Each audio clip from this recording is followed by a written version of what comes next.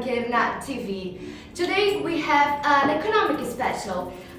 In Berlin there was a huge demonstration against the TTIP. But first, what are the TTIP? The Transatlantic Trade and Investment Partnership was a series of trade negotiations being carried out mostly in secret between the European Union and the United States. TTIP is about reducing the regulatory barriers to trade for big business, things like, for instance, food safety law, environmental legislation, banking regulations, and the sovereign powers of individual nations. In order to get that general idea, we should bear in mind that the three pillars of TTIP. These three pillars are deregulation, privatization, and corporate courts.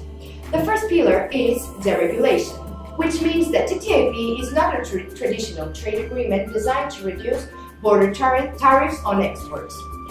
With tariffs between the EU and the US already at minimal levels, the stated aim of TTIP is to remove regulations that act as some sort of barriers to corporate profits. These barriers that are being eliminated are actually related to some of our most prized social standards and environmental regulations, such as labor rights, food safety rules including on GMOs, regulations on the use of toxic chemicals, digital privacy laws, and even new banking safeguards introduced to prevent the repeat of 2008 financial crisis. Now, we're going to connect with an international economy expert, Pol Arquimbau, who is going to tell us more things about TTIP. Thank you so much, Thaís. As you said, the second pillar of the TTIP is the privatization. The TTIP will increase corporate profits by opening up public services and governmental contracts to the private sector and locking in privatization, which this has already happened. Also, to privatize something means to transfer from a public or governmental control to a private enterprise. The same holds with education, environmental or water services, for example. So, under the TTIP, the privatization is forever. Then, the third pillar of the TTIP makes reference to the corporate courts. The TTIP will grant United States companies a new power to sue any future government in corporate courts for loss of profits. This investor-state dispute settlement mechanism, also known as ISDS, threatens to challenge the most important basics of democracy. Thank you very much, Paul. Now we have a correspondent in the streets of Berlin with two persons with a huge amount of knowledge on TTIP.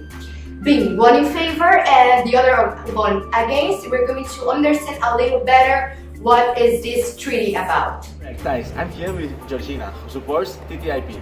Georgina, why do you support TTIP? To start, the agreement strengthens the geopolitical standing of the transatlantic bloc against racing economies such as China or India. Also, it's an opportunity for the Western bloc to stay united.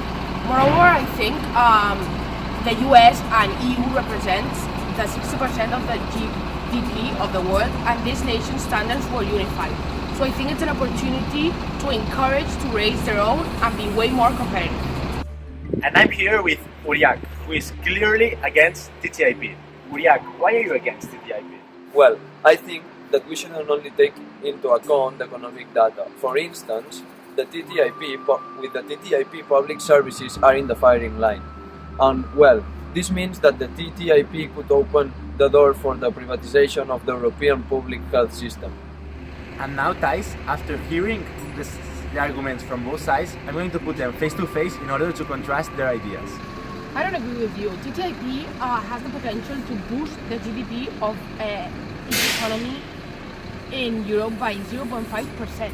I know it's a very optimistic calculation, but this is an opportunity to greater economy and more jobs, and several companies such as car companies could benefit from TTIP. Well, talking about food and environmental safety, the TTIP that seeks to bring the European Union standards on food and safety and environment closer to those of the US, where regulations are much less strict. Well, we know that 70% of all the processed food that is sold in the US contain genetically modified ingredients, while in the European Union genetically modified ingredients are not allowed. Well, a company in the European Union needs to prove that his product is safe and health before it comes to sold it. And well, in the US, a product can be sold until it is proven that it's unsafe. Furthermore, to end, the European Union has admitted that the TTIP will cause unemployment as jobs switch to the United States. As you can see, Thais, this is a very controversial debate, with opponents clearly against and clearly in favor. To summarize the whole debate, we could say that the main aim of the TTIP is to deregularize the European law and to bring a new era of liberalization. Perfect, Bernat. Thank you very much. Well, I hope you all like this program and hoping as well to see you tomorrow, everyone. Thank you very much.